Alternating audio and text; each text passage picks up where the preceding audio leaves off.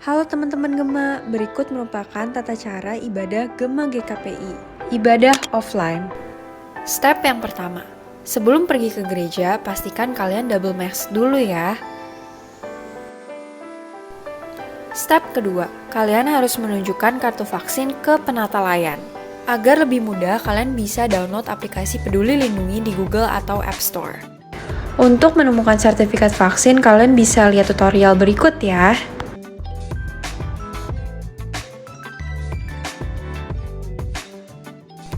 Step yang ketiga, jangan lupa untuk mencuci tangan sebelum masuk ke ruang ibadah.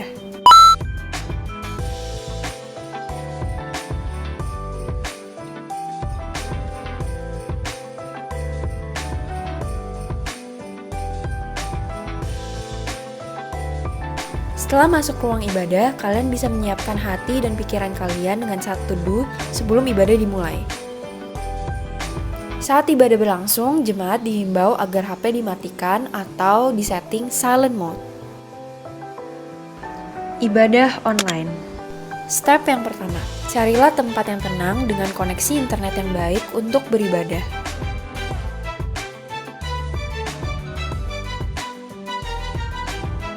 Step yang kedua, saat ibadah online, kami harapkan kalian berpakaian rapi dan sopan seperti selayaknya ibadah offline. Step yang ketiga, kalian bisa join Zoom 5-10 menit sebelum ibadah dimulai untuk mempersiapkan hati dan pikiran. Lalu kalian bisa ubah nama dengan format yang sudah tertera. Kami harapkan kalian untuk on kamera dan off mic untuk saling menghargai ya. Untuk persembahan dapat dilakukan dengan transfer via QR code. Selamat beribadah Gema, God bless you all, bye-bye.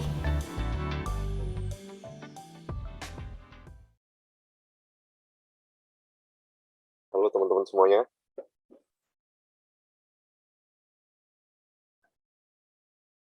Oke.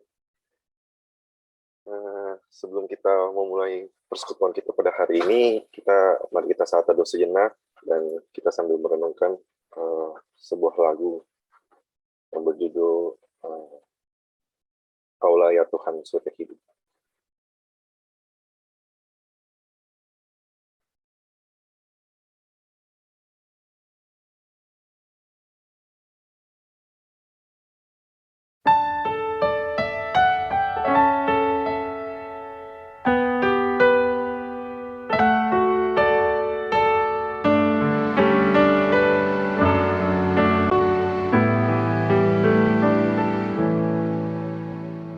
Kaulah ya Tuhan surya hidupku, asal kau ada yang lain tak perlu. Siang dan malam engkau ku kenal, di hadiratmu jiwaku tenang.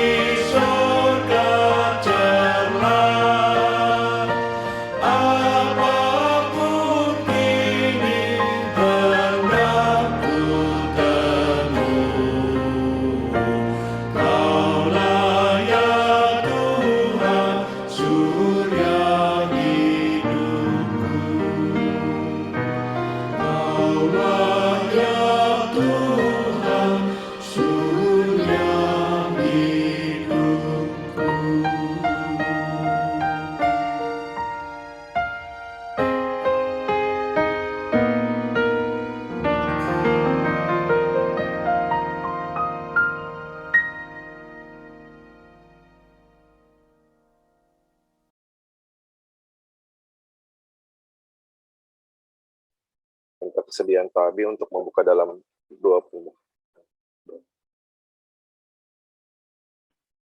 Doa pembukaan dan doa syafaat ya, Vincent ya. Oke, mari kita berdoa. Ya Bapa, biarlah seperti pujian tadi, kiranya kami mau menjadikan Engkau sebagai yang menerangi hidup kami, sebagai yang mencerahkan mata kami, sehingga kami tidak salah memilih dalam berbagai hal di dalam kehidupan kami, baik itu pilihan-pilihan, kegiatan yang mau kami lakukan, aktivitas dalam mengisi waktu-waktu kami, memilih pasangan hidup, memilih studi dan pekerjaan. Biarlah Engkau yang menjadi surya dalam hidup kami, matahari yang menerangi kehidupan kami, termasuk sinar yang menyinari ruang-ruang gelap dalam diri kami, di mana di situ ada dosa-dosa terselubung yang kami sembunyikan. Jadilah ya Tuhan penerang dalam hidup kami. Kami juga berdoa biarlah Engkau jugalah yang memimpin, menyertai, dan menerangi kami melalui persekutuan kami pada siang hari ini. Engkau yang memberkati kami di dalam ibadah dan juga di dalam firman Tuhan dan juga di dalam sharing, sehingga kami bisa semakin mengenal Tuhan dan kami semakin bertumbuh. Dan Engkau juga berkenan memberkati jaringan internet, listrik, gadget yang kami gunakan, agar kami tidak terhalang untuk beribadah kepada Tuhan, bisa dengan lebih leluasa mendapatkan berkat-berkat Tuhan di dalam ibadah virtual pada hari ini. Berdoa juga ya Tuhan untuk beberapa hal yang menjadi pokok doa kami. Kami menyerahkan setiap kami yang sedang studi, baik yang di sekolah ataupun kuliah. Mungkin ada yang sedang mempersiapkan diri untuk PTS atau UTS. Tuhan yang tolong kami untuk mempersiapkan diri dengan baik. Tolong kami untuk menjalankannya, mengikuti PTS dengan jujur, dengan sungguh-sungguh, dengan penuh tanggung jawab. Karena kami bukan sekedar mengejar nilai, tetapi kami sedang menguji sebatas mana kami tahu apa yang kami pelajari, menguji kemampuan kami, sehingga dari situ kami bisa mengevaluasi diri sudah seberapa jauh yang kami pelajari dan kami mengerti, sehingga kami belajar untuk lebih baik lagi di waktu-waktu berikutnya. Berdoa juga ya Tuhan untuk orang tua kami, di mana mereka juga mungkin sedang mengalami kesulitan, khususnya di masa-masa sekarang di dalam pekerjaan dan usaha. Tuhan yang berikan kekuatan, ketabahan, penghiburan, dan jalan keluar bagi mereka. Kami mungkin tidak tahu kesulitan ataupun keluhan hati mereka. Kami mungkin tidak pernah melihat tangisan air mata mereka. Mungkin mereka menyembunyikannya dari kami. Karena mungkin mereka tidak ingin kami khawatir, dan kami tidak bisa melakukan hal-hal yang menjadi keseharian kami dengan baik. Tetapi tolong kami untuk mengasihi mereka, mencintai mereka, mendoakan mereka, dan mendukung mereka di dalam dinamika hidup orang tua kami. Kami juga berdoa untuk gereja kami. Terima kasih untuk pemeliharaan-Mu dan kesetiaan-Mu yang menopang gereja ini bisa terus ada sampai sekarang.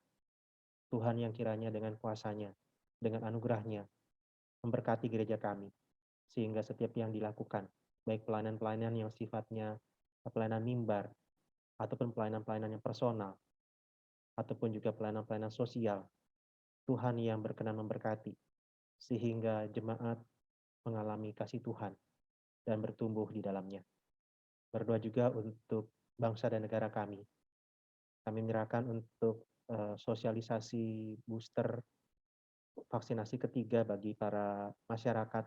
Kiranya Tuhan yang tolong sertai pemerintah dalam mengerjakannya, dan ada kerjasama yang baik dari masyarakat. Tidak ada orang-orang yang memiliki pikiran yang negatif, yang tidak suka dengan program yang baik ini. Kami juga berdoa kalau penularan virus corona varian Omikron masih terus menyebar luas. Tuhan yang berikan kekuatan bagi kami yang belum terkena, ataupun juga pemulihan bagi kami yang sedang mengalami, dan juga menolong kami untuk lebih berhati-hati bagi kami yang sudah sembuh darinya. Kami mau berdoa juga ya Tuhan, tolong kami masyarakat untuk bisa mematuhi protokol kesehatan, sehingga ada kerjasama yang baik dari kami masyarakat dan pemerintah, agar penularan virus corona bisa semakin diturunkan, dibendung penyebar luasannya. Berdoa juga untuk kalau di beberapa waktu terakhir ini kelangkaan minyak goreng sawit masih terus terjadi. Kiranya Tuhan yang berikan hikmat untuk pemerintah mengatasi situasi ini, karena ini akan berdampak besar untuk perekonomian dan kebutuhan sehari-hari masyarakat, khususnya ketika beberapa waktu ke depan saudara-saudara kami yang Muslim akan menjalankan ibadah puasa. Ini pasti akan memberikan dampak. Kiranya Tuhan yang menolong. Dan untuk orang-orang yang ada sekarang menimbun, Tuhan yang memberikan hati yang berbelas kasihan sehingga mereka tidak dikuasai oleh keserakahan. Mereka belajar untuk bermurah hati. Dan kalau ada orang-orang yang serakah, Tuhan yang buat mereka untuk bertobat sehingga mereka tidak hanya memikirkan diri sendiri. Kami juga berdoa ya Tuhan untuk perang yang terjadi antara Rusia dan Ukraina. Dan ini pasti berdampak ke berbagai hal termasuk di Indonesia. Entah itu harga gas dan lain sebagainya yang ternyata juga terimbas. Kiranya Tuhan yang menganugerahkan gencatan senjata. Tuhan yang anugerahkan perdamaian di sana. Karena korban jiwa pasti akan terus berjatuhan setiap harinya. Tuhan yang beri hikmat juga kepada Presiden Putin. Dan juga Tuhan yang menganugerahkan kemurahan hati dan ketidakserakahan kepada Amerika Serikat dan juga NATO yang berusaha untuk merusak atau menguasai dan menggerogoti negara-negara persemakmuran di Eropa Timur, khususnya di Rusia. Tuhan, inilah doa kami. Kiranya ada cinta kasih, kebenaran dan keadilan Allah yang terus Engkau nyatakan di bangsa dan dunia ini. Dan kiranya kami anak-anak Gema dibentuk untuk belajar memiliki kasih, berani menyatakan kebenaran dan keadilan di tengah-tengah kehidupan kami. Inilah doa kami. Kami mohon Tuhan yang pimpin persekutuan kami pada hari ini dari awal hingga akhir. Dalam nama-Mu Tuhan Yesus kami berdoa. Amin.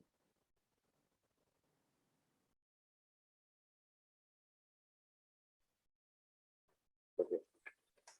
Halo semuanya. Apa kabar nih? Halo. Halo, apa kabar? Gimana kabarnya semuanya? Baik. Ya, puji Tuhan, luar biasa. Oke, sekarang kita mau memuji Tuhan, kita bersyukur atas kebaikan Tuhan di hidup kita semua. Seperti contohnya kita masih bisa melakukan persekutuan seperti ini. Oke, mari kita angkat pujian, memasuki gerbang. Mari dengan hati yang bersyukur memuji Tuhan. Oh kiranya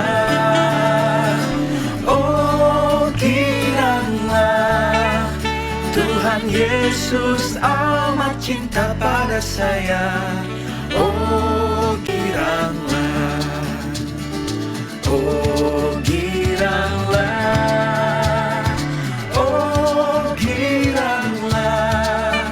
Tuhan Yesus amat cinta pada saya. Oh kiranya Ku masuki gerbangnya dengan hati bersyukur, halamannya dengan pujian. Kataku hari ini harinya Tuhan, ku bersuka sebab Dia girangkanku. Ku masuki gerbangnya dengan hati bersyukur, halamannya dengan pujian.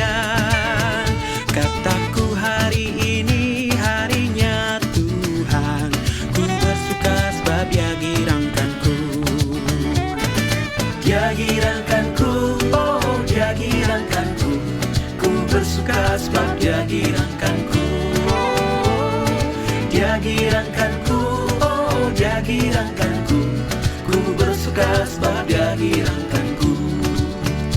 Ku masuki gerbangnya dengan hati bersyukur, halamannya dengan pujian.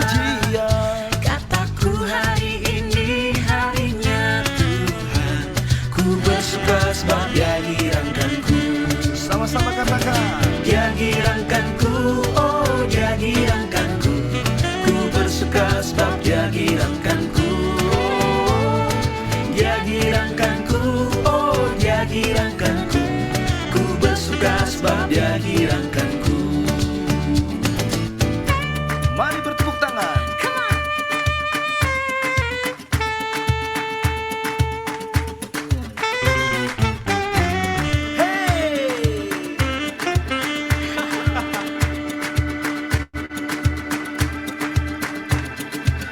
girankanku, oh dia girankanku.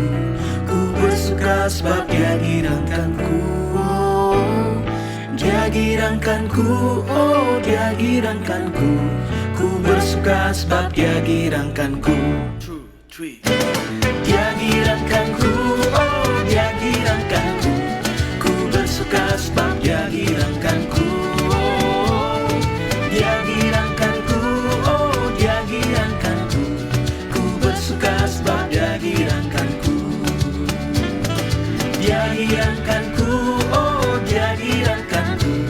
Ku bersuka sebab dia girankanku. Dia girankanku, oh dia girankanku. Ku bersuka sebab dia girankanku. Ku bersuka sebab dia girankanku. Ku bersuka sebab dia girankanku.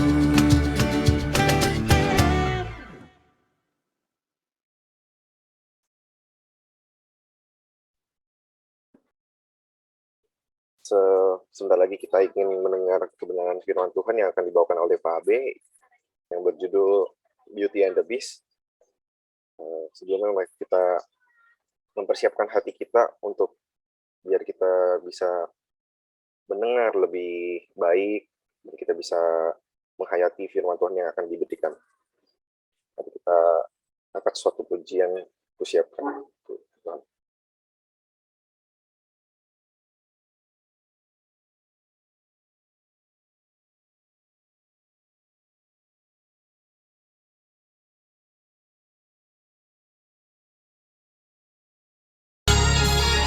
Kusiapkan hatiku Tuhan untuk dengar firman-Mu saat ini.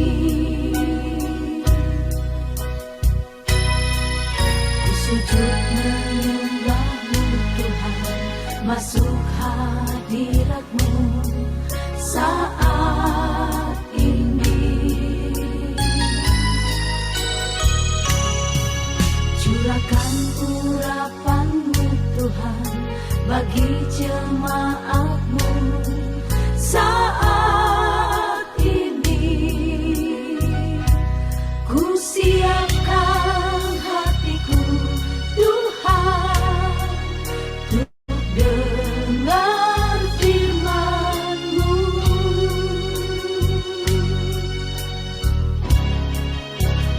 Firman-Mu Tuhan tiada berubah.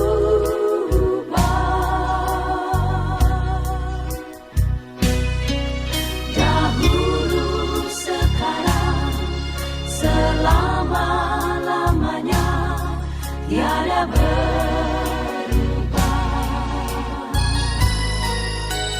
Firman-Mu Tuhan, penolong hidupku. Ku siapkan hatiku Tuhan untuk dengar firman-Mu.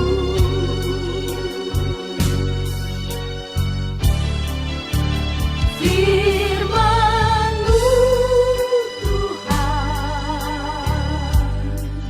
tiada berubah.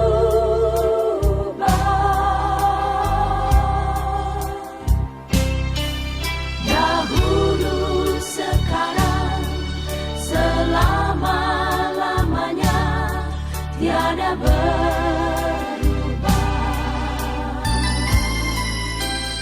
Firman-Mu Tuhan,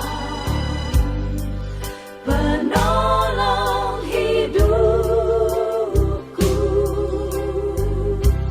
Ku siapkan hatiku Tuhan untuk dengar firman-Mu.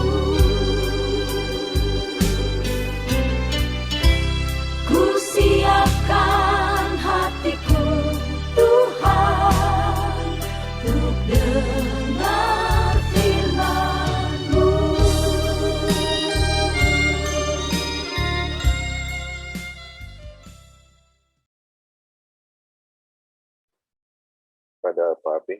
Persilakan. Ya, baik, kita akan merenungkan firman Tuhan. Sebelumnya kita berdoa. Tuhan, terima kasih kalau saat ini kami masih diberikan kesempatan untuk mendengarkan firman-Mu. Mohon Engkau yang buka hati kami sehingga kami mau diajar, mau diubah oleh firman-Mu. Pakai hamba-Mu dengan segala kelemahan dan keterbatasannya, kiranya Allah yang Maha Kuasa, yang tidak terbatas, yang Maha Mulia, yang penuh kasih, berkenan memakai hamba-Mu ini, menyatakan isi hati-Mu, sehingga setiap kami sungguh-sungguh mengalami Tuhan berbicara kepada kami. Dan tolong kami ketika sudah selesai mendengarkan Engkau menyampaikan isi hati-Mu, kami mau meresponnya dengan benar. Kami mau menaati perkataan. Dalam nama Tuhan Yesus kami berdoa. Amin. Ya, selamat siang teman-teman sekalian. Kita kembali ketemu di acara Gema yang biasa kita lakukan setiap pagi, ya minggu pagi jam 10. Kita akan merenungkan sebuah tema yang berjudul The Beauty and the Beast. Kenapa pakai kata the di depan untuk membedakan dengan film yang ada? Karena saya belum dapat lisensi, belum minta izin dari Disney untuk pakai judul ini. Jadi saya modif dikit lah. The Beauty and the Beast, ya. Si cantik dan si binatang buas gitu. Oke. Teman-teman mungkin judul ini tidak asing buat kita ya, karena ada film berjudul yang serupa dengan itu, yaitu Beauty and the Beast di beberapa tahun yang lalu. Ada film yang diperankan oleh manusia, meskipun beberapa tahun yang lalunya lagi ada film animasinya. Nah, teman-teman boleh tahu dong, apa sih yang teman-teman tahu dari film ini? Atau ada yang pernah nonton nggak film ini? Beauty and the Beast yang versi ini. Kalau mau open mic boleh, kalau mau tulis di kolom chat juga boleh. Ada yang pernah nonton? Oke. Cinta Buta. Oke, maksudnya apa nih Cinta Buta? Oke, Devani pernah ya. Gimana, Jovanka mau jelasin kenapa Jovanka pas nonton simpulannya Cinta Buta? Apa banget in love with monster? Oh. Masa sih bisa in love with monster gitu ya? Oke. Oke. Nggak mungkin ya bisa falling in love with monster ya. Oke, thank you. Memang sifatnya si Beast ini seperti apa sampai si Beauty-nya mau sama si The Beast ini?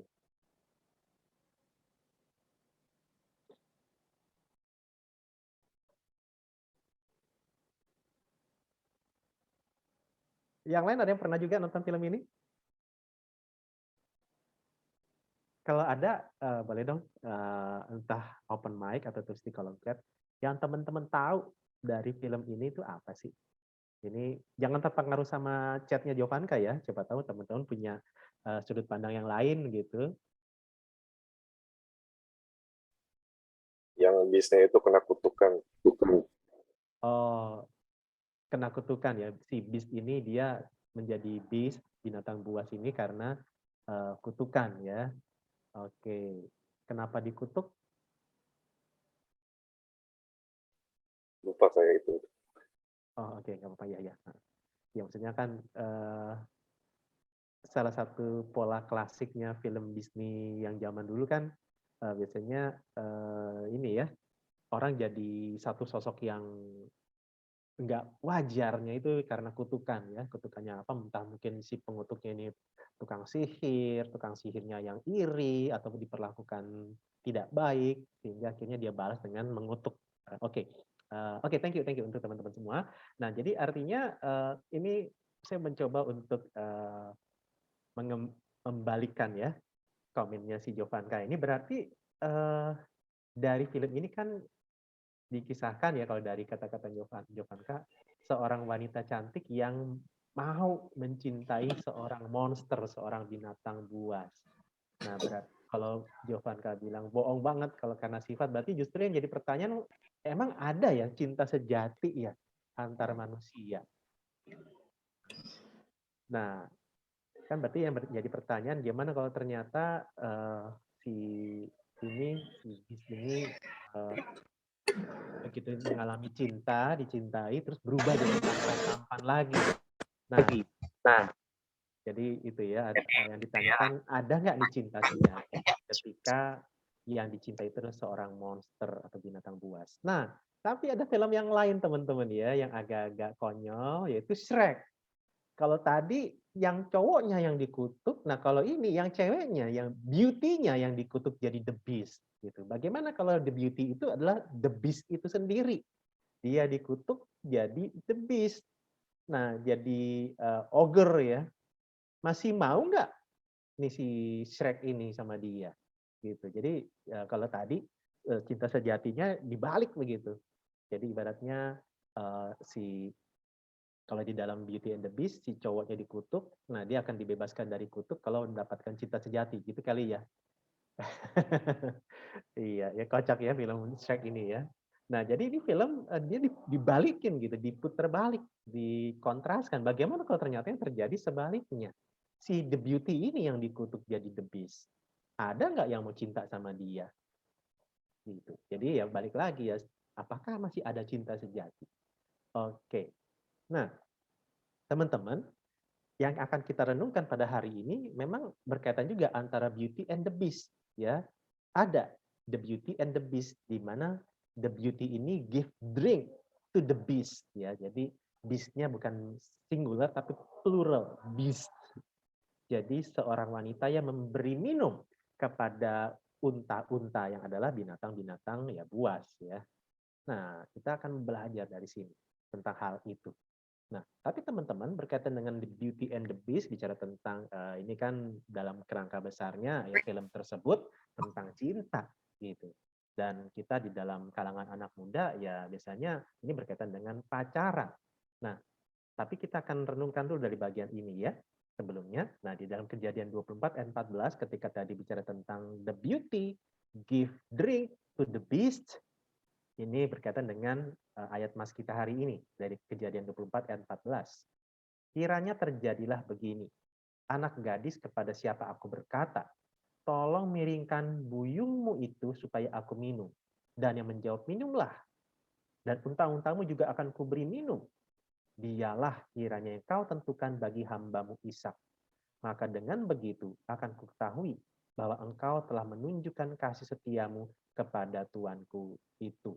Nah, jadi teman-teman, penggalan ini, kutipan ayat ini adalah doa Eliezer kepada Allah. Di mana Eliezer ini adalah hamba dari Abraham yang ditugaskan untuk mencari pasangan hidup bagi anak Abraham, yaitu Ishak. Nah, jadi si hamba ini yang diduga adalah Eliezer, dia kebingungan gimana nih mencari calon istri buat Ishak alias calon menantu untuk Abraham, sedangkan Eliezer sendiri nggak kenal dengan orang yang akan dia datangi. Dia nggak tahu siapa nih yang nantinya akan tersedia itu ketika diminta untuk cari di kampung halamannya si Abraham. Ya.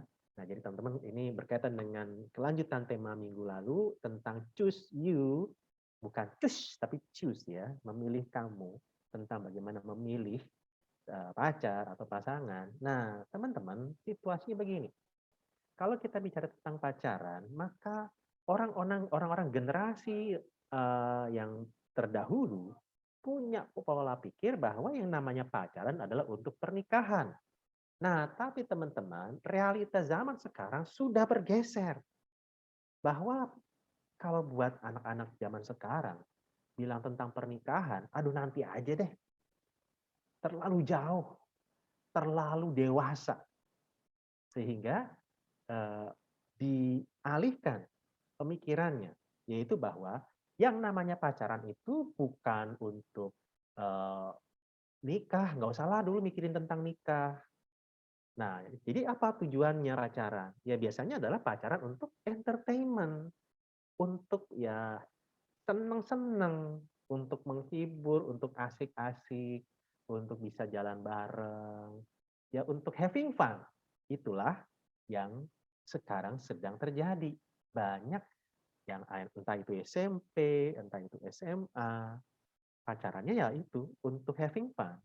Udah hilang fun-nya ditinggalin gitu. Ada yang lebih fun ya pindah. Nah, kalau zaman saya ya itu pacaran itu mikir-mikir. Jadi bukan sekedar suka sama suka, tapi konsep waktu itu adalah pacaran itu membuat nikah untuk persiapan pernikahan. Nah, kalau zaman sekarang udah bergeser, ya. Kalau saya suka, saya pacarin. Saya udah nggak suka, saya tinggalin. Itulah konsepnya. Mengejar entertainment, mengejar kesenangan.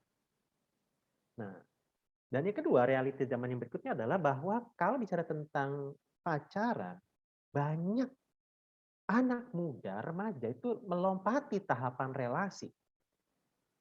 Jadi baru kenal sebentar, udah langsung ngajak pacaran. Baru ketemu sebentar di sosmed, lihat foto-fotonya, lihat deskripsinya, langsung ngajakin jalan.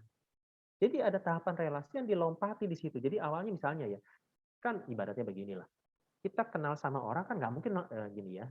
Kita mungkin berpikir bahwa kenal sama satu orang, terus apa ya langsung dipacarin.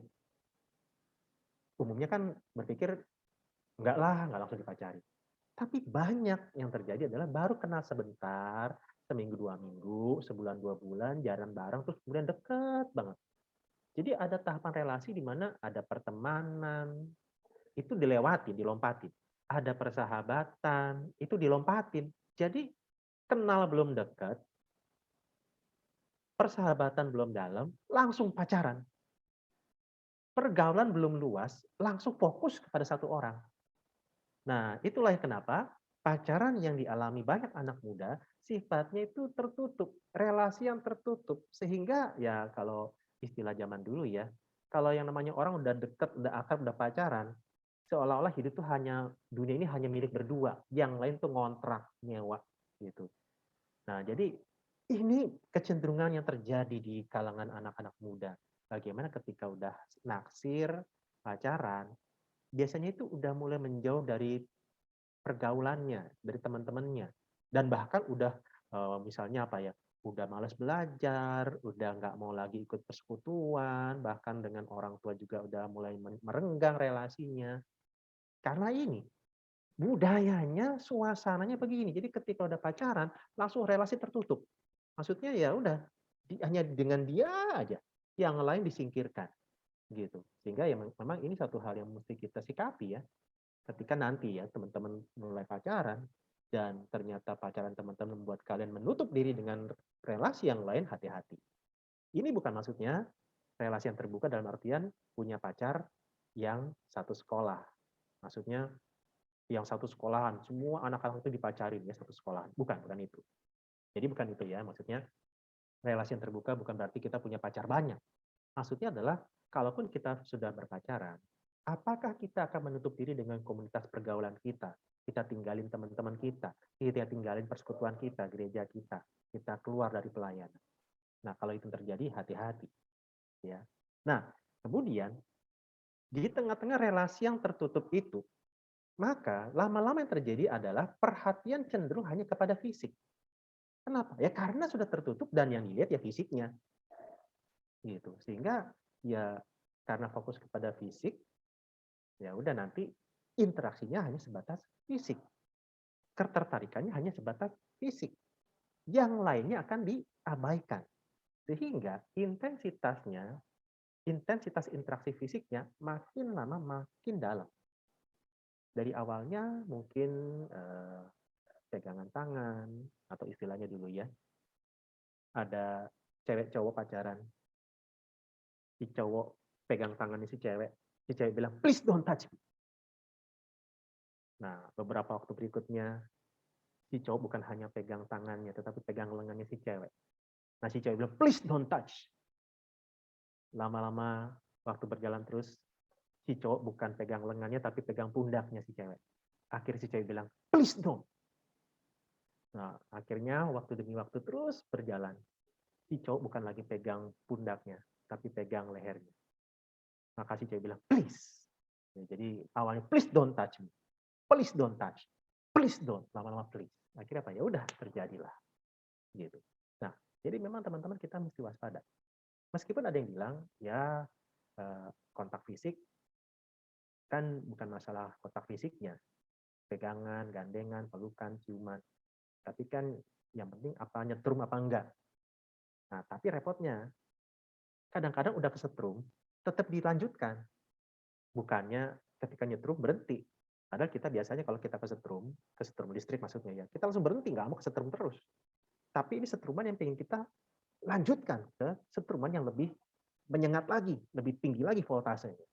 Ya, nah jadi teman-teman kita mesti waspada. Ini realitanya, gitu. Sehingga ya tingkat hubungan seksual di kalangan anak remaja itu makin meningkat.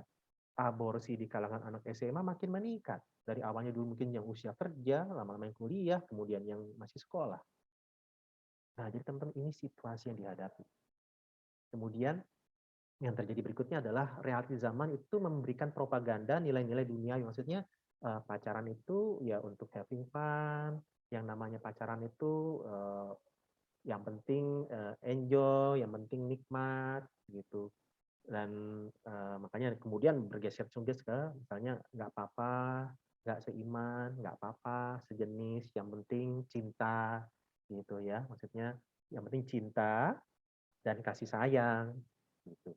Nah, jadi teman-teman ini propaganda dari nilai-nilai duniawi gitu. Ya, jadi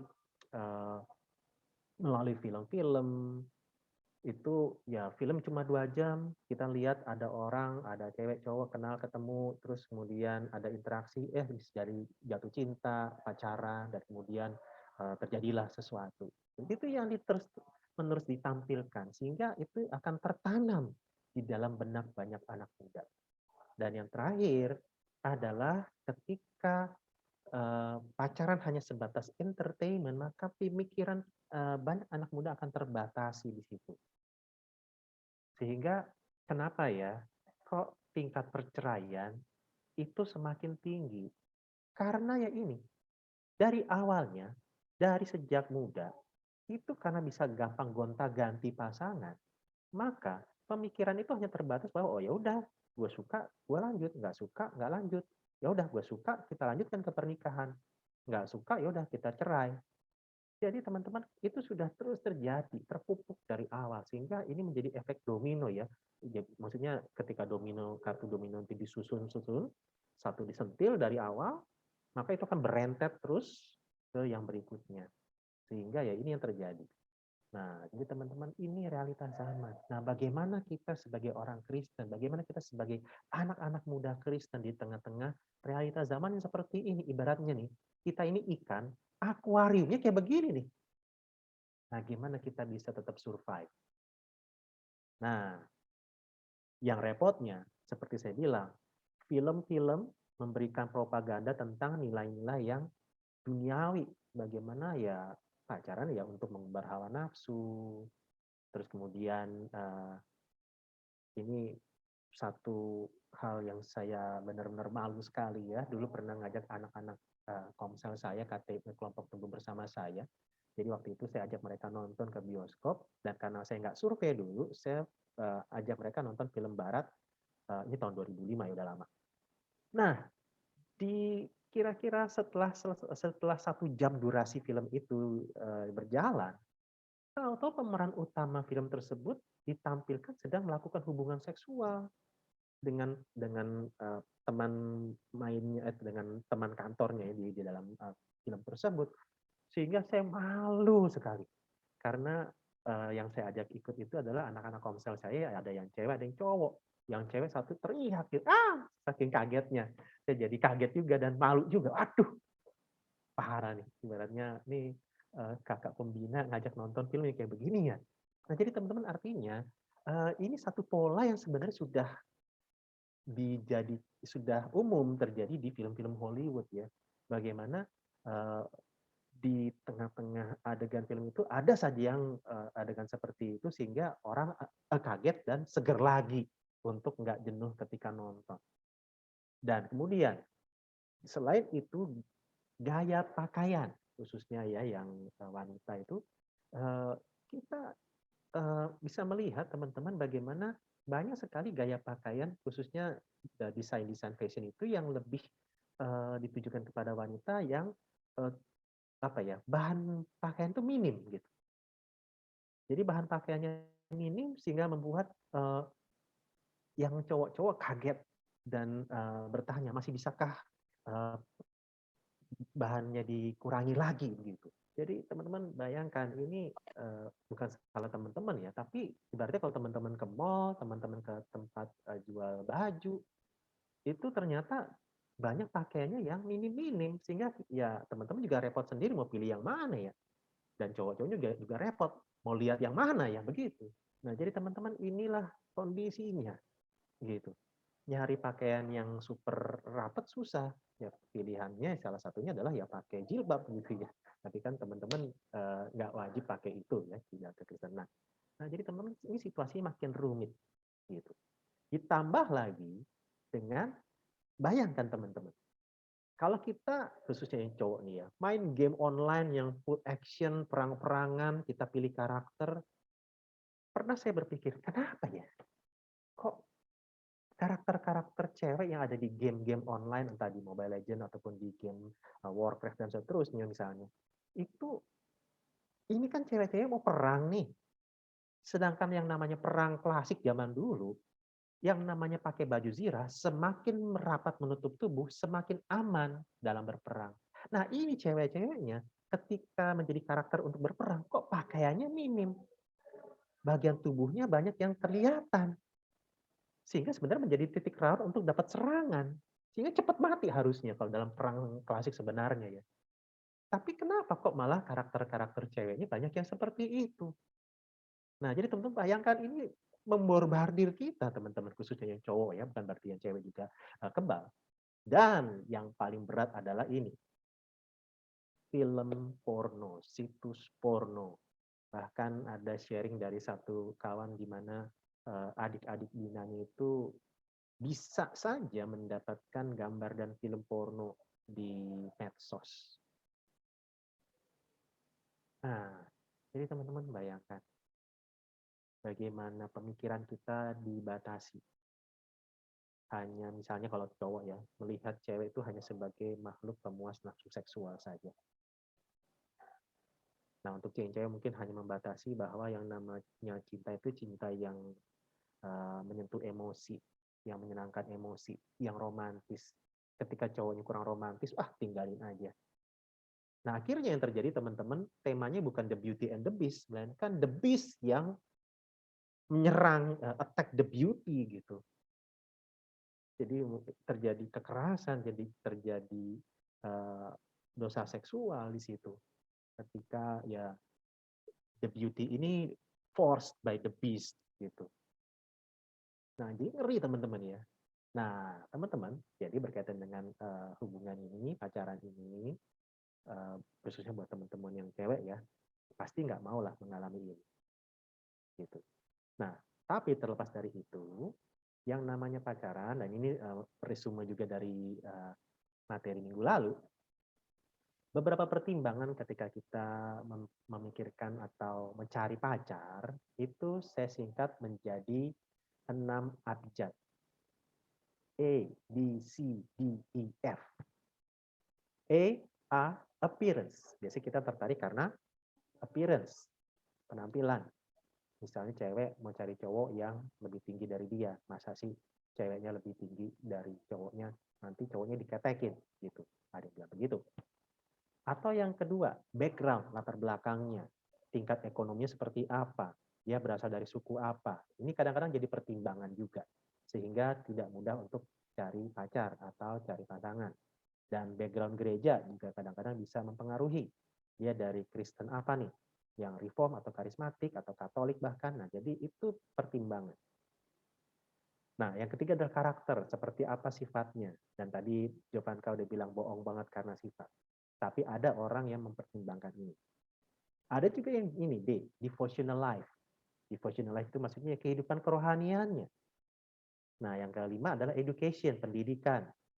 Bahwa kadang-kadang nggak mudah ya, misalnya cowoknya S3 ceweknya lulusan SMA, kadang-kadang percakapannya, pemikirannya bisa berbeda, cara pandangnya berbeda.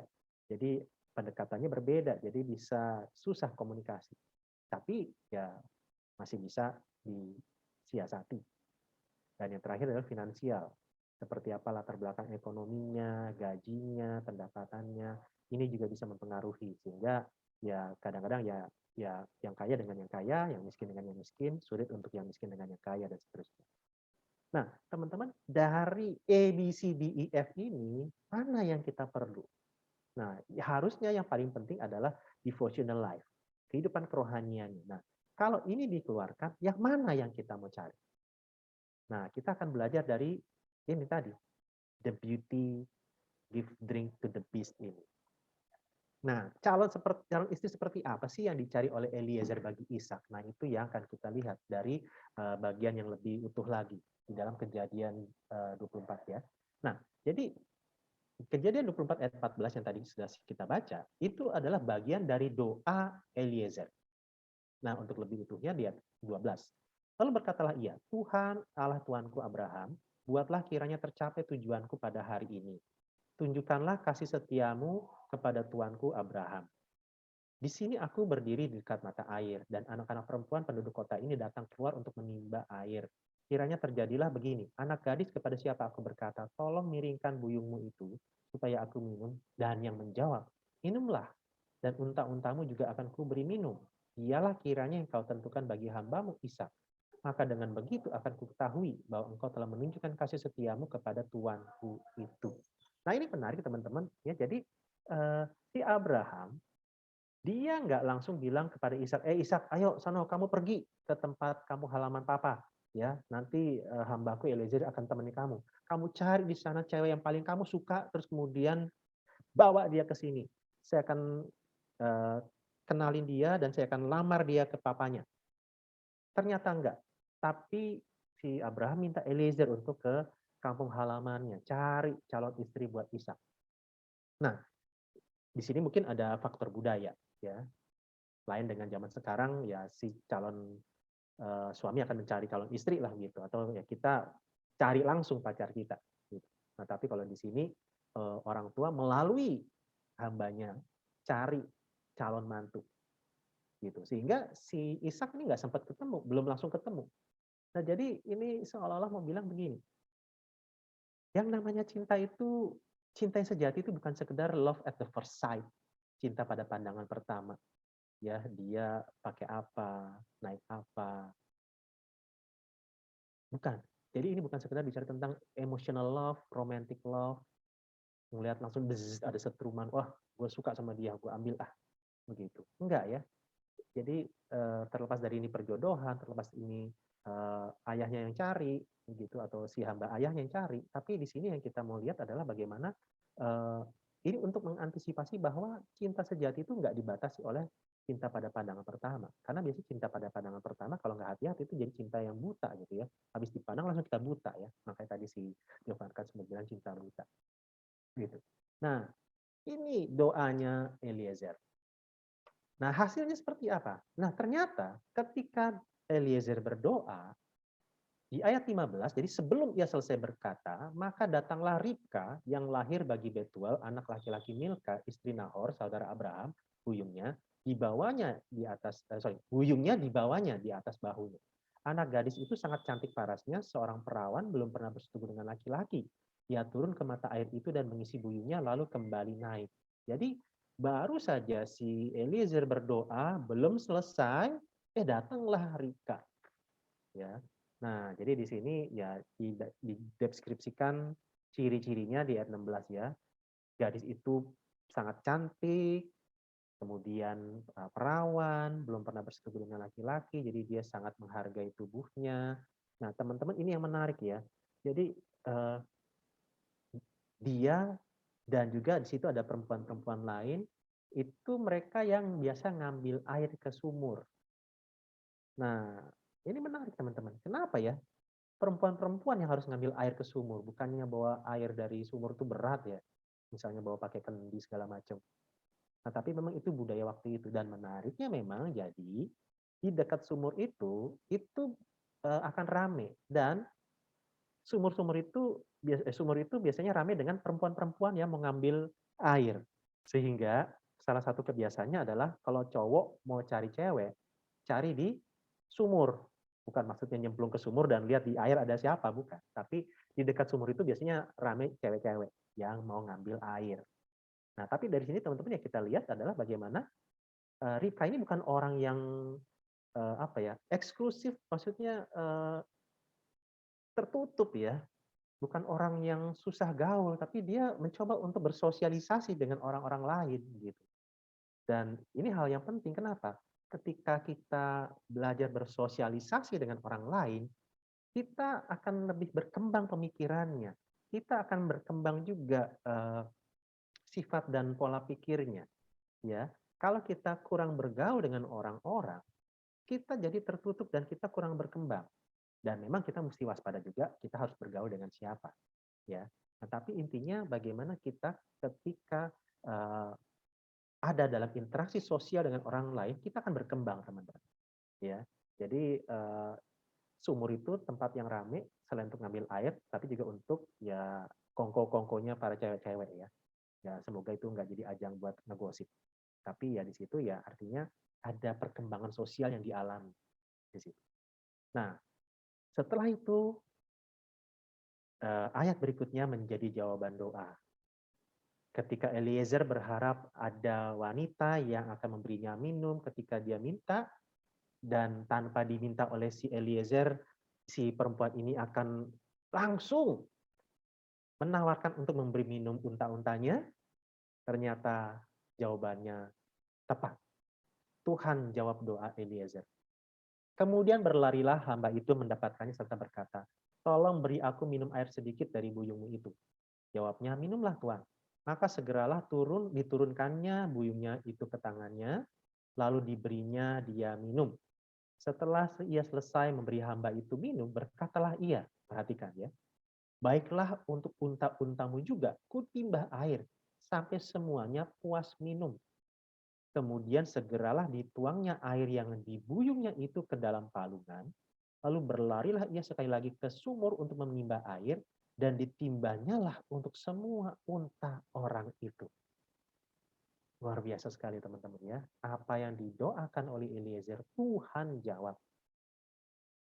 Nah, pertanyaannya, doa seperti apa yang diperlukan ketika kita mencari pacar? Sehingga itu Tuhan nggak akan ragu-ragu untuk jawab. Nah, apa sih yang ditekankan oleh si penulis kisah ini tentang Ribka? Perhatikan lagi ya. Lihat. Ayat 17 sampai 20. Lihat ayat 15-16. Apa kira-kira yang ditekankan oleh narator ya, si penulis narasi ini tentang Ribka?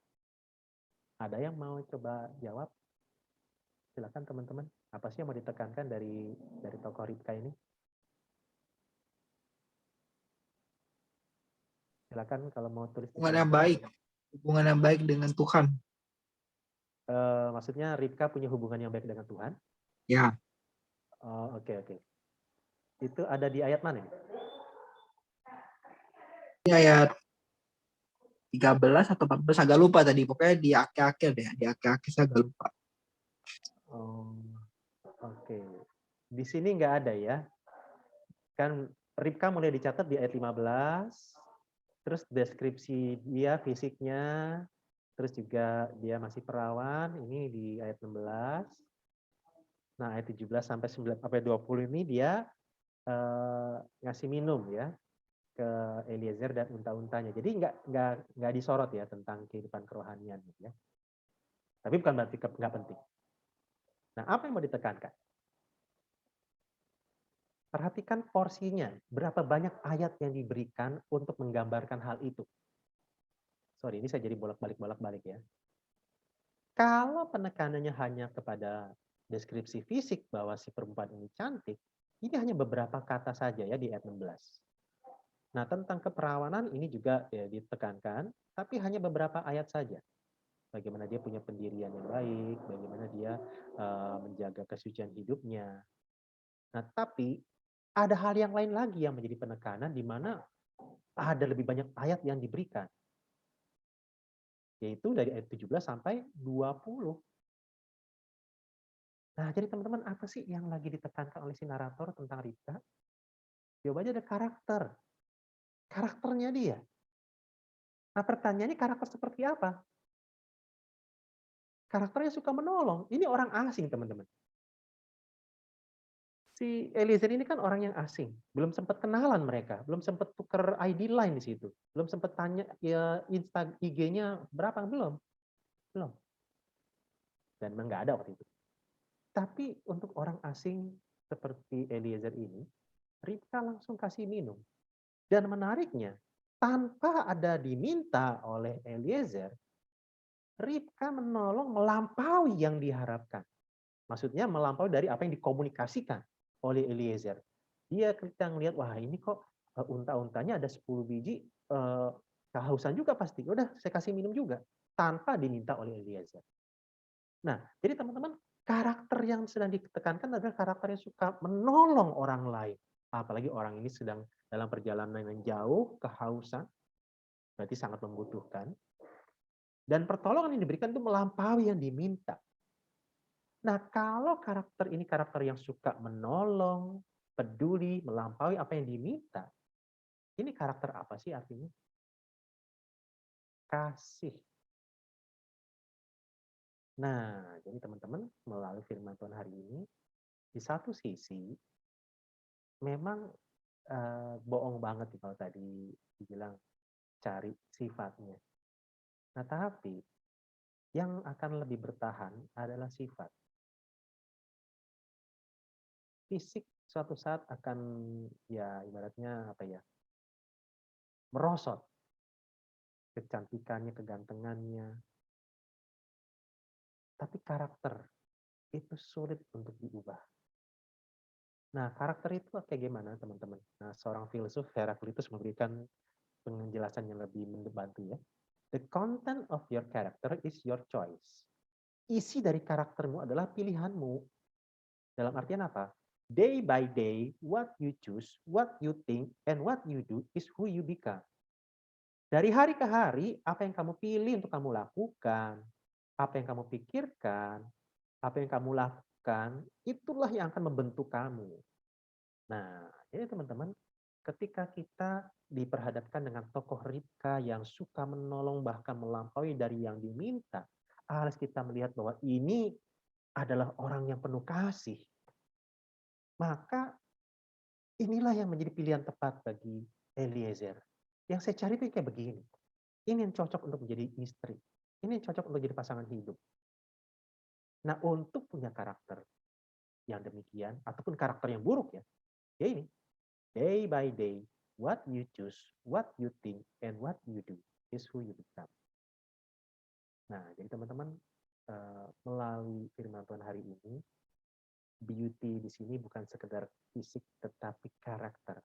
Dan itulah yang akan jauh lebih dibutuhkan. Teman-teman masih ingat, ini ternyata lupa ya, ini di acara lain. Beberapa waktu terakhir yang sedang rame di sosmed adalah mantan juara event pencarian bakat bernama Mawar yang diselingkuhi oleh suaminya, dan sang suami kemudian menceraikannya, dan akhirnya sang suami menikahi babysitter mereka. Nah, kata-kata dari si mantan suami ini mengatakan, saya mencari istri yang patuh.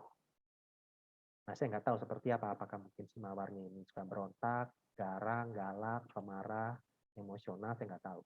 Terlalu dominan, saya nggak tahu. Tapi ya intinya, terlepas dari kesalahan si suami ini yang selingkuh, artinya di balik selingkuh itu juga ada karakter buruk. Nah, artinya seorang yang berkarakter buruk pun mencari orang yang karakternya baik. Gitu. Jadi meskipun engkau orangnya karakternya buruk, engkau mencari orang yang karakternya baik. Orang-orang yang karakter buruk di luar sana mencari orang yang karakternya baik. Seorang ayah yang karakternya buruk pasti nggak mau punya calon menantu yang karakternya jelek. Dia akan cari karakter yang baik dari calon menantunya. Nah, jadi teman-teman, walaupun ini pembicaraan yang agak dewasa, maksudnya udah tentang pernikahan, tapi mari mulai dari sekarang. What you choose, what you think, and what you do is who you become. Nah, sebagai penutup, bagaimana intinya tentang karakter kasih?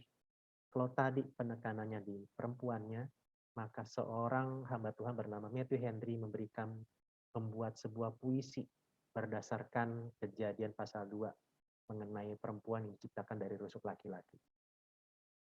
Demikian kalimatnya.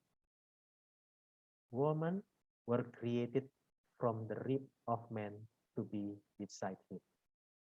Wanita dicipta dari rusuk manusia untuk berada di sisinya. Not from his head to tap him. Bukan dari kepalanya untuk mendominasi, menguasai, menjajah dia. Not from his feet to be trampled by him. Bukan dari kakinya supaya diinjak-injak dan direndahkan olehnya. But from under his arm to be protected by him. Tetapi di balik lengannya untuk dilindungi olehnya. Near to his heart to be loved by him. Dekat dengan hatinya untuk dicintai oleh. Nah, teman-teman, biarlah melalui materi hari ini, the beauty and the beast, the beauty of character, loving character, itu yang kita cari. Mungkin ini terdengar terlalu klise, terlalu ideal. Tapi ini yang menjadi bukti. Relasi tetap bisa bertahan sampai akhir. Cinta. Dan cinta itulah yang menjadi cicipan dari cinta yang dilakukan Kristus sampai mati untuk mencintai kita manusia berdosa. Amin. Mari kita berdoa. Tuhan, tolong setiap kami di masa muda kami belajar untuk membentuk hidup kami sesuai dengan firman Tuhan di dalam keseharian kami. What you choose, what you think, what you do is who you become.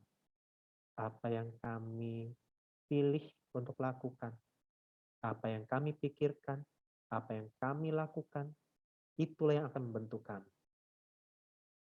Dan bentukan itu yang paling baik, yang paling benar adalah bentukan dari firman Tuhan. Kami memilih untuk menaati firman Tuhan. Kami memilih untuk melakukan firman Tuhan. Kami memilih untuk mengisi hidup kami dengan firman Tuhan. Sehingga itu akan membentuk kami menjadi orang-orang yang berkarakter terus dengan firman Tuhan. Dan ini nantinya akan kami tuai menjadi satu hal yang baik di dalam relasi kami. Baik di tengah-tengah keluarga, dalam persahabatan, dalam pacaran, dan dalam pernikahan. Inilah doa kami. Dalam nama Tuhan Yesus kami berdoa. Amin. Saya serahkan kembali kepada Vincent.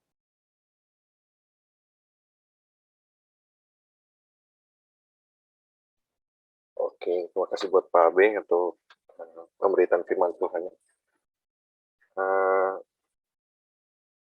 Untuk pengumuman dulu, buat minggu depan kita udah bisa untuk memastikan.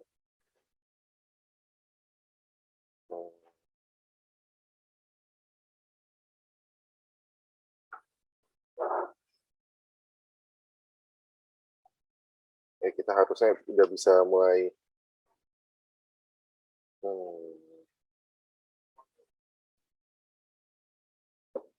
sebentar. Ya, benar. Buat minggu kedua, mulai minggu depan kita udah mulai hybrid. Kalau bisa teman-teman kalau mau datang ke gedung nomor 11 udah boleh gitu. Dan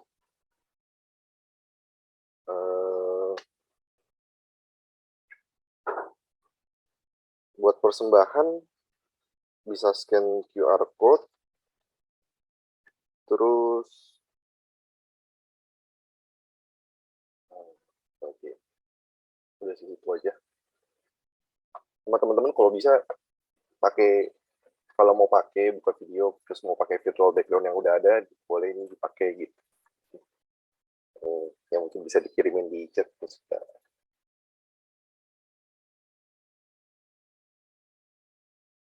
Ya, terima kasih Ko Kevin.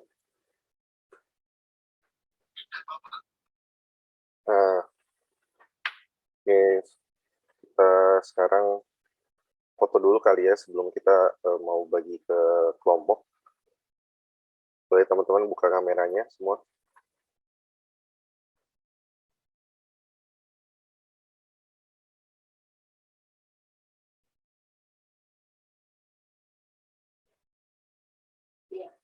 Minta tolong, oke, tolong buka dulu deh kameranya semuanya. Ada Steven, Faith, Jeffer, Heber, Gracia, Cecilia, Cynthia, Theo, Rachel, Angel.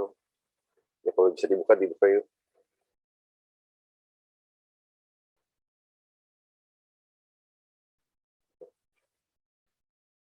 Minta tolong Ko Kevin untuk diskusi.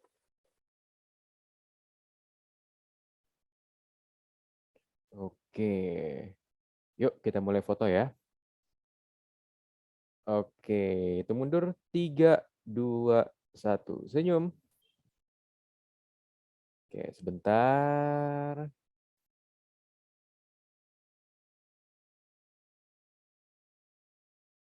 Oke, sekali lagi. 3, 2, 1. Senyum.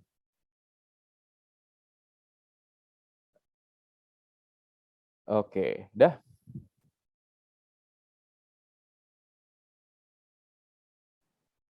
Oke, thank you Ko Kevin. Ya, thank you, Kevin. Oh ya teman-teman, ini kita diskusinya di dalam sekarang aja ya, nggak usah dibagi kelompok. Jadi teman-teman silakan feel free mau nanya ya. Kita sekarang ada waktu tanya jawab ya sampai mungkin ya 15 menit lah, paling lama sampai setengah 12. Dari teman-teman ada yang mau ditanya nggak berkaitan dengan entah tema tadi atau yang nyerempet-nyerempet dengan materi tadi? Boleh ya? Ini sebenarnya temanya harusnya sih sensitif dan seru ya. Silakan teman-teman. Ada yang mau nanya nggak?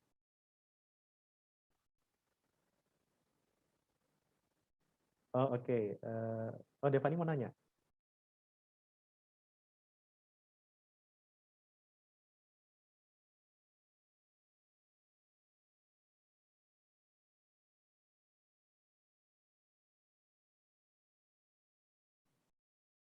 Entah mungkin apa yang teman-teman pernah alami atau yang teman-teman lihat.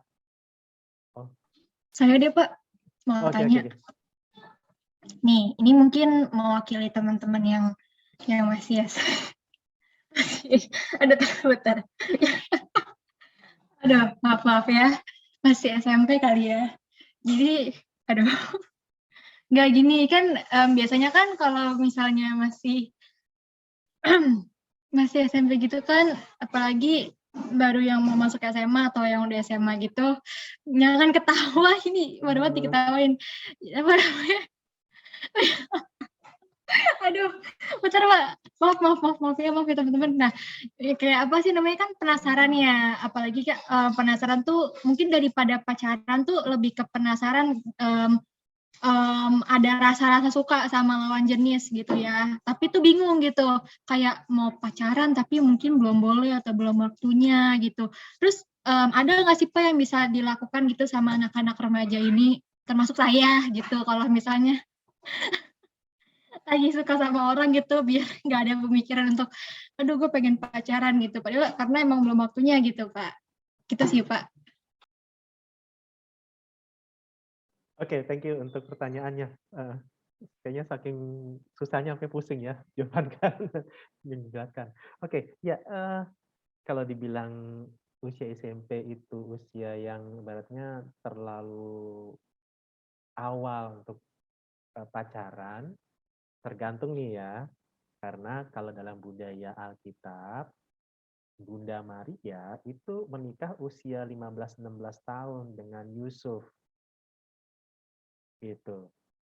Kedua, usia pernikahan di Indonesia itu rata-rata 20-25 tahun. 20 tahun untuk yang perempuan atau 23, yang 25 itu untuk laki-laki. Nah, kenapa? Karena usia pernikahan di daerah-daerah itu termasuk muda. Jadi usia teman-teman ini kalau di zaman Alkitab udah boleh nikah, usia teman-teman di daerah udah siap dilamar gitu. Nah, jadi kenapa dibilang sekarang teman-teman itu belum cukup umur dalam artian itu kematangan dan kesiapan mental dan emosinya ya, gitu. Nah, jadi eh, yang 6 poin tadi tentang realita zaman, jadi salah satunya adalah begini. Kita khususnya yang masih remaja, yang SMP misalnya, dibilang terlalu masih kecil, jangan pacaran dulu, masih terlalu muda. Itu dalam artian gini, jangan sampai ada lompatan relasi yang membuat fondasinya belum kuat, terus langsung lompat ke tahapan yang lebih tinggi. Gitu. Ingat tadi kan ya, di dalam pergaulan banyak anak muda, pacaran yang dilakukan itu sudah melampaui tahapan relasi yang ada. Dari misalnya apa? Dengan keluarga nggak terlalu dekat, tiba-tiba langsung pacaran. Akhirnya apa? Semua perhatian kesedot ke pacar. Padahal mungkin yang harus dia bangun dulu dah kedekatan relasi di rumah, terus juga pertemanan. Nah, makanya tadi saya sempat bilang ya tentang si Ribka ini. Dia sebenarnya cewek yang sering ngumpul bareng tuh di sumur tuh. Ya, jadi ada interaksi sosial di sana, ada karakter yang berkembang di sana. Jadi teman-teman buat yang SMP misalnya nih tertarik sama cowok ya yang namanya ketertarikan kan ini nggak bisa diperintah ya tiba-tiba muncul dan bisa tiba-tiba hilang. Nah tapi jadinya ya jadi teman dulu aja. Jadi teman, sahabat, jangan sampai akhirnya terlalu sampai mengarah kepada hal yang seksual. Terus perluas pergaulan gitu dengan orang-orang yang lain, dengan teman-teman yang lain gitu ya. Jadi jangan terburu-buru menentukan pilihan. Karena ketika memilih cenderungnya tadi realita zaman membuat teman-teman langsung ya udah kayak kacamata kuda stop gitu. Padahal kalau satu hamba Tuhan bilang, waktu kamu pacaran pakai kaca pembesar. Waktu kamu menikah pakai kacamata kuda. Maksudnya apa? Waktu pacaran lihat baik-baik pacarmu. Kenali baik-baik dia seperti apa. Nah, begitu udah nikah ya udah fokuslah sama dia. Ya udah, ibaratnya ya terima dia, nggak bisa lagi kamu lihat-lihat yang lain. Nah, kenyataannya dalam realita zaman kebalik. Waktu pacaran pakai kacamata kuda, fokus banget sama si pacar. Begitu udah nikah, cari-cari kesalahannya. Oh, ini parah nih, ini jelek nih, ini kacau nih, ini kok kayak gini sih. Oh, gue nyesel punya pasangan kayak gini. Nah, jadi teman-teman itu ya. Jadi makanya ibaratnya pasang kaca pembesar dulu lah ke banyak orang. Kenali banyak orang, sehingga ya teman-teman tahu, oh saya orangnya seperti ini, saya nggak suka dengan orang seperti ini, dan seterusnya. Jadi itu akan membuat teman-teman lebih berkembang dari karakternya. Sebelum nanti ibaratnya masuk kepada tahapan relasi yang lebih lanjut. Gitu. Jadi buat teman-teman SMP, itu ya, dalam hal tadi, tertarik ya nggak apa-apa, cuman anggaplah sebagai teman dulu aja. Nggak usah terlalu direncanakan ya, saya akan nanti SMA bareng dia, kuliah bareng dia, bekerja bareng dia, serumah dengan dia, ya enggak, ya jangan dulu ya. Masih panjang perjalanan hidupnya. Itu. Oke. Semoga membantu ya. Jadi ya kalau suka-suka ya nggak apa-apa lah, boleh-boleh aja. Cuma nggak usah ditindaklanjuti. Cukup membantu kah? Atau ada pertanyaan sambungan? Atau yang lain mau nanya? Atau ini, Devani hanya ini ya, berbicara secara random ya. Oke. Bagaimana, Pak, saya mau bertanya, Pak, bagaimana kita bisa menjaga hubungan relasi dengan baik dengan sesama, dengan lawan jenis kita? Dengan yang mungkin yang apa, sesuai dengan ajaran Tuhan, gitu. Terima kasih. Oke. Relasi dengan lawan jenis ya? Kayak perempuan gitu. Oke. Poinnya sih gini ya.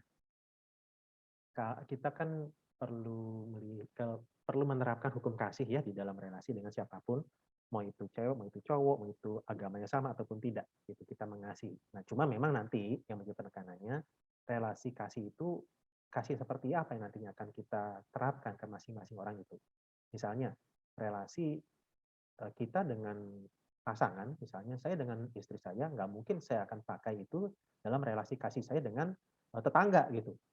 Istri tetangga, oh bisa digamparin saya sama istri saya, dan bisa digamparin juga sama suaminya dia gitu. Ya, jadi tetap mengasihi, cuman perannya beda gitu ya. Nah, jadi dengan perempuan gitu juga. Nah, di dalam kita, khususnya yang cowok tadi ya, godaan-godaan untuk mempersempit penilaian terhadap perempuan hanya sebagai makhluk pemuas nafsu itu sangat kental sekali. Nah, jadi bagaimana sikap kita? Kita belajar untuk menghargai wanita sebagai pribadi, gitu. Sebagai pribadi yang utuh, yang punya sifat, punya karakter, yang punya kebiasaan. Nah, ketika tadi ya, media-media, entah itu game, entah itu film, hanya menyempitkan itu, kita nanti akan kecewa, teman-teman. Kenapa? Karena kita ketika misalnya nanti pacaran karena tertarik secara fisik kepada si X, atau secara seksual, begitu itu sudah didapat, bosen tinggalin. Atau misal tertarik secara fisik dan seksual terhadap si X, ketemu dengan sifatnya mungkin kurang kita suka, kita marah, kita kecewa, putus deh. Gitu. Jadi itu ya efek-efek buruknya. Jadi makanya yang kita perlukan adalah kita belajar menghargai siapapun termasuk perempuan sebagai manusia yang adalah pribadi, bukan hanya sebatas pemuas hawa nafsu. Gitu. Tapi bukan nafsu seksualnya salah ya, tapi pemakaiannya itu harus pada tempatnya. Gitu. Jadi belajar menghargai khususnya perempuan ya, dan tidak melihat perempuan itu sebagai yang makhluk yang lebih rendah daripada pria. Gitu. Kadang-kadang cowok kan banyaknya gitu ya. Cowok harus yang di atas, cewek yang harus di bawah, cewek yang harus nurut gitu. Padahal kalau minggu lalu teman-teman masih ingat kan, wanita itu penolongnya sepadan buat pria, itu sepadan artinya ya kayak sepatu ya, kanan dan kiri ya, di samping gitu, bareng-bareng. Oke, semoga bisa ini membantu. Gimana Steven? Cukup jelas atau mau ada Udah, Pak, pertanyaan? udah. Udah, oke. Udah. Ini udah nyerah atau udah Udah cukup? lah. Ya paham sih maksudnya. Paham Oke. maksudnya. Oke. Ya paham. Oke. Gitu. Thank you. Meskipun ini nggak mudah ya, karena budaya itu banyak yang sifatnya itu patriarkal. Yang cowok tuh yang paling utama. Kalau misalnya keluarga punya anak cewek, kayaknya belum punya anak. Dulu saya waktu kuliah S1 ya, waktu itu saya lagi PDKT sama satu cewek, satu mahasiswi. Ternyata dia dari satu suku yang sangat-sangat mengharapkan cowok yang utama. Sehingga si cewek yang lagi saya PDKT ini, dia berharap punya, meskipun dia suka sama saya, dan saya seneng banget ya, wah sampai bilang kayak begitu. Ternyata dia bilang nggak bisa, karena beda suku. Karena kalau nanti dia nikah dengan yang beda suku, keanggotaan dia dalam klan itu hilang gitu lah. Teman-teman ngerti maksudnya suku mana ini. Nah, jadi di keluarganya dia itu si cewek ini dia 7 bersaudara cewek semua. Jadi bayangin ya, anak pertama cewek, waduh, oke, coba lagi. Anak kedua cewek, waduh, oke, coba lagi. Anak ketiga cewek lagi, waduh, udah sampai 3 cewek, oke, coba lagi. Yang keempat jangan berhasil, cowok. Ternyata cewek lagi. Sampai akhirnya 7. Wah, sebagaimana dunia ini dicipta pada hari ke-6 dan hari ke-7 hari beristirahat, jadi ya udahlah. Begitu udah 7, si bapak dan ibu ini selesai. Oke, bukan selesai hidupnya, tapi masih selesai merencanakan punya anak lagi. Jadi 7 anak itu cewek semua. Sehingga mereka berharap kalau punya mantu harus yang satu suku. Gitu. Padahal bukan suku ya yang utama ya. Banyak juga yang satu suku pernikahannya rusak. Tapi ya udahlah, itu nanti ya. Harapannya satu suku dan karakternya bagus gitu. Tapi kalau nggak satu suku tapi karakternya bagus gimana? Nah, mungkin ini bisa jadi diskusi buat kita. Bagaimana kalau ternyata karakternya bagus tapi beda agama? Gimana teman-teman? Apa jawaban kalian? Kalau itu saya agak bingung juga sih. Kalau yang beda agama, masalahnya kan ada 2 opsi kan. Pertama karena kebenturan agama, tapi kalaupun karakternya bagus, kadang-kadang tuh ada masalah-masalah gitu nggak sih? Kayak masalah agama atau yang sifatnya tuh apa ya, beda kepercayaan gitu. Yang itu juga yang saya bingung sih, kalau ketika nanti pacaran beda agama, yang sorry ya, yang berhijab dan lain-lain itu gimana gitu. Menurut Pak Abe gimana? Menurut Yang Pak dulu Abe gitu. dong. Kita dari teman-teman aja deh, coba. Ada yang mau nanggepin nggak? Apa nih? Kalau kata orang dibantu 2 agama aja nggak bisa berjalan. Jadi maksudnya dibantu 3 agama baru bisa jalan. Enggak gitu maksudnya.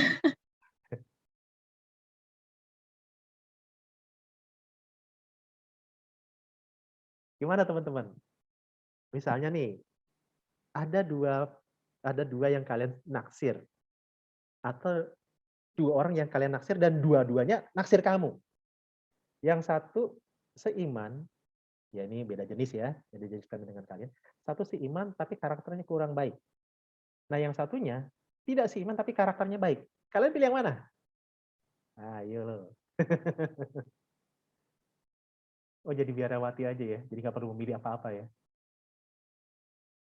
Gimana teman-teman? Mau jadi biarawati semua? Mau jadi pastor semua? Aduh, bingung Pak. Kalau itu enakan mendingan seiman sih kalau gini sih. Seiman aja udah, dengan Seiman tapi seiman sih. karakternya kurang baik. Ya mungkin cara yang lain juga lah, cara yang lain kan banyak. Kan banyak perempuan yang, Oke. kan ada perempuan yang ada yang lebih bagus dari kita, yang lain kan, dari dia kan. Oke. Cuma memang aja masalahnya memang susah nyarinya doang. Susah nyarinya aja emang. Susah dapat orang yang baik itu susah. Yang kita dapetin hari ini yang kayak cewek begitu lah. Tahu lah yang nggak usah dibahas, tapi hasilnya ya begitulah. Banyak. Inti utamanya gitu. Gitu sih.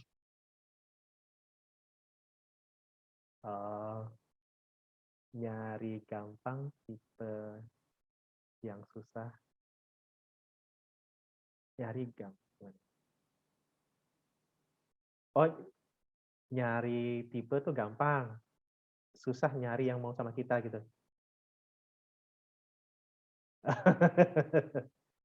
Oke. Jadi pertanyaannya, jawabannya adalah cari yang lain aja, masih ada ya. Ada di luar pilihan itu masih ada yang lain kan? Oke.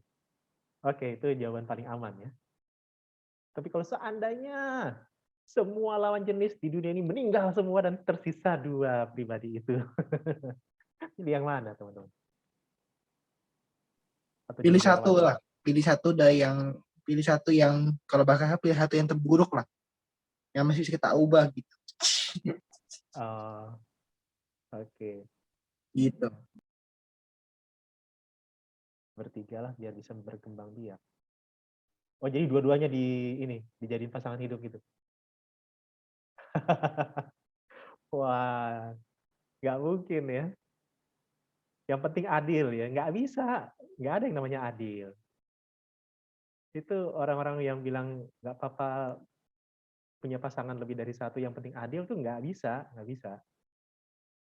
Coba aja ngomong sama dia, mau nggak kamu diduakan? Nggak mau dia. Dia harus jadi yang terutama. Ada bapak-bapak bilang ke saya waktu itu ya, lagi naik Grabcar. Si X ini dia meskipun punya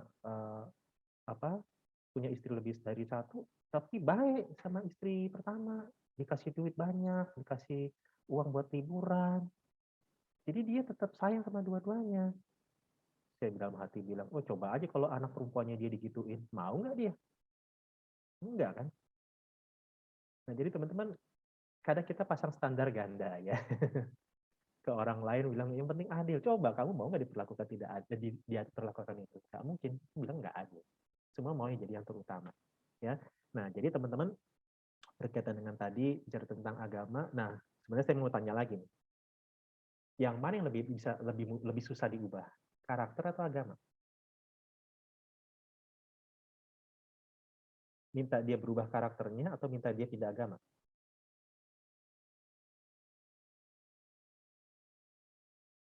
Karakter lebih susah ya. Jadi karakter buruk, seiman, karakter baik, tidak seiman. Berarti pilihnya yang? Ya itu sebenarnya jadi serba salah ya sebenarnya, karena posisi itu kayak mesti apa, bahasa kasar kita juga butuh sulit ya mengambil keputusan kayak begitu sulit sih. Mhm. Sulit mengambil keputusan ya paling kalau agak-agak terburuk ambil yang terburuk sih pun paling. Atau enggak Oke. mungkin agak lebih mending ya udah pilih yang satu lagi gitu. Karena Hmm. tidak pasti gitu loh Pak. Nggak pasti secara apa ya maksudnya? Nggak pasti secara susah juga sih kalau kita ngomongin karakter ya. Ngomongin karakter susah banget sih kalau ini. Bingung sendiri juga gitu, dilematis.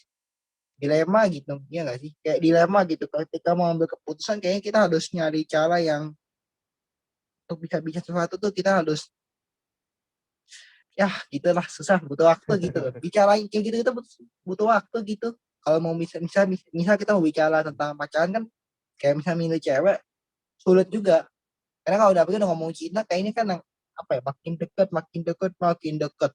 udah makin dekat lupa Tuhan kan yang sering terjadian kayak gitu bingungnya di situ doang sih. Ada juga orang yang ngomong bahwa kalau kita pacaran mungkin akan lebih baik kalau yang seiman. Cuma persoalannya karena kalau udah seiman, kadang-kadang kita pun bisa lupa juga kan. Karena kalau udah kasih pacaran lupa Tuhan gitu. Kan bisa iya kan? Benar kan? Bisa, Saya bisa. begitu. Bisa kan? Bisa lupa banget. Jadi bahkan bisa melenceng jauh. Bisa ya atau bisa tidak ya. Iya bisa ya bisa tidak. Paling kalau mau gampang nyari pacaran yang sesuai dengan apa karakter kita lah, sesuai dengan sikap kita juga, sifat kita juga. Jangan yang beda karakter wah kontradiktif yang ada mendadak bingung sendiri gitu karena nggak cocok ternyata yang ada konflik kan begitu sih Pak menurut saya. Oke, gimana teman-teman yang lain, ada yang mungkin mau menanggapin tadi Stephen ngasih pandangan?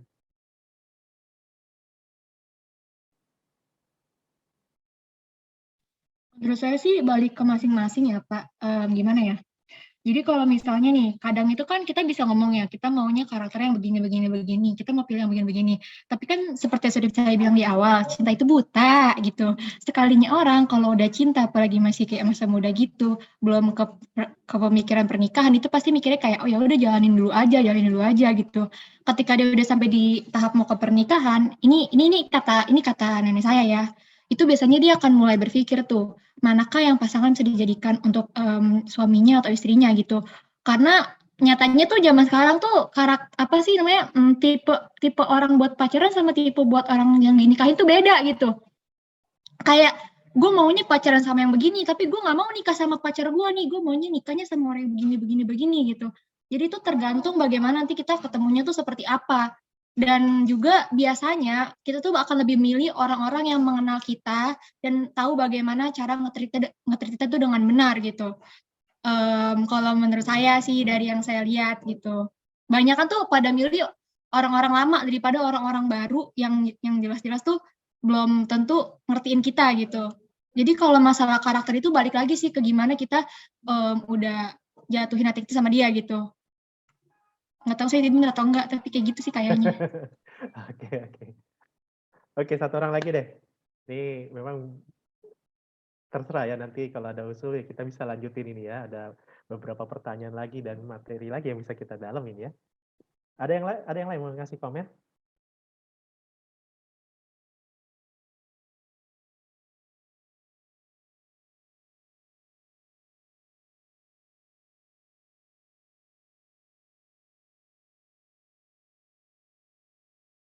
Oke deh kalau gitu, ini udah 11.30 ya.